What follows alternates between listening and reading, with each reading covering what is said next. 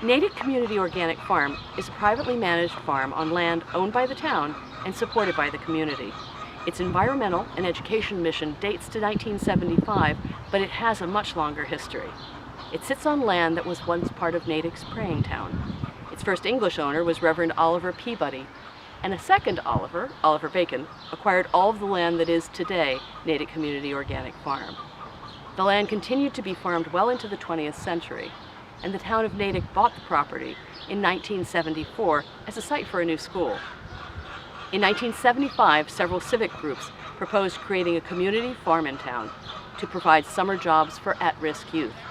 The pilot project was at Broadmoor before locating here. The town agreed to provide land for the project, and today, families visit the farm to see the animals, school children come on field trips, gardeners stop by to buy seedlings, and people from Natick and surrounding communities buy fresh organic produce, meats, eggs, and maple syrup.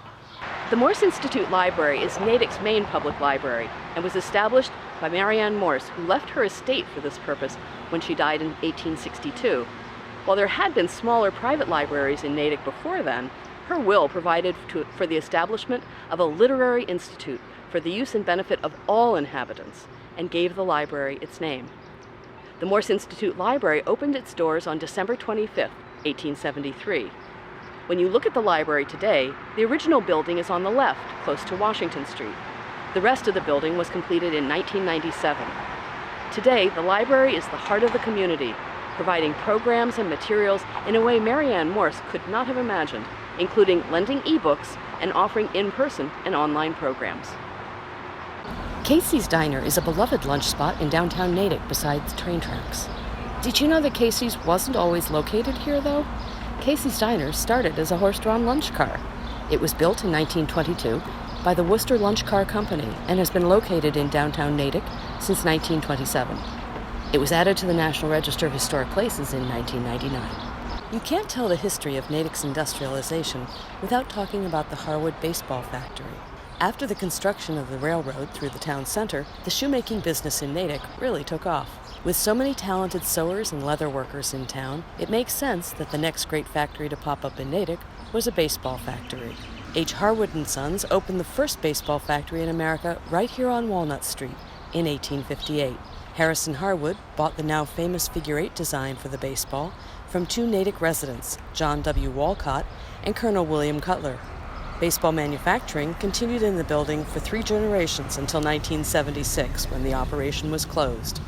The building was converted into condominiums and commercial space by 1988.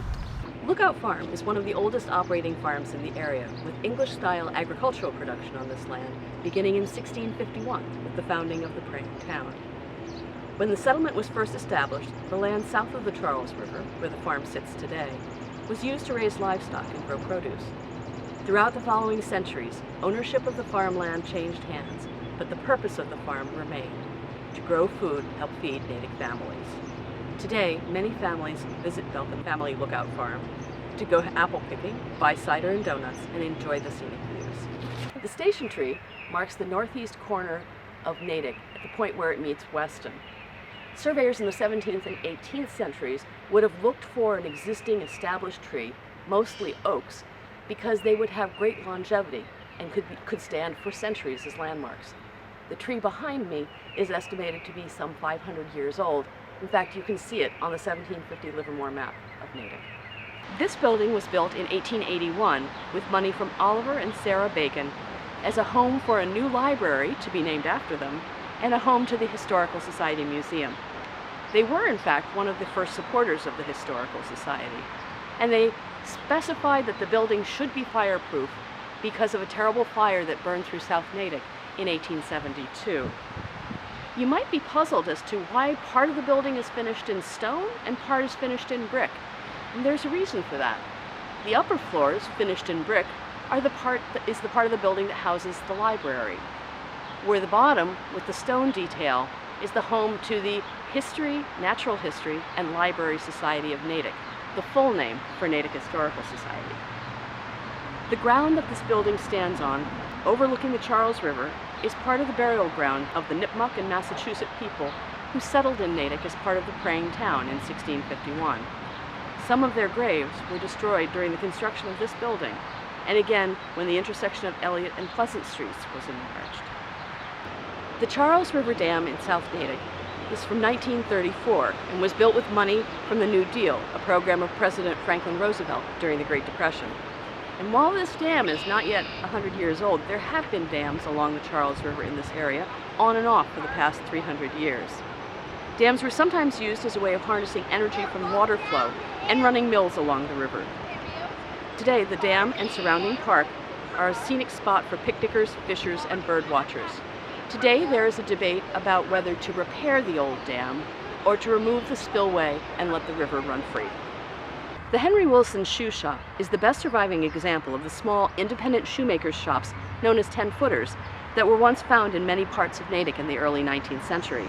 A workshop like this was used by Henry Wilson, who came to Natick from New Hampshire in 1833 and became an apprentice shoemaker before going into the business himself. Eventually, 10-footers gave way to small factories, and Natick would become one of the leading shoe manufacturing towns in Massachusetts. Henry Wilson would leave shoemaking for politics and served as Vice President of the United States under Ulysses S. Grant. The building was placed on the National Register of Historic Places in 2000.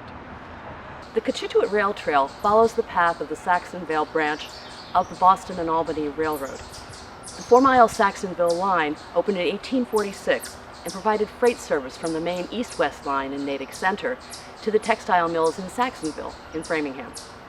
Following the decline of the textile industry, there was little use for the branch line, and the railroad served its last freight customer in 2006. The town bought the property and converted it to a paved path for walkers and cyclists, completing the Natick part of the trail in 2021.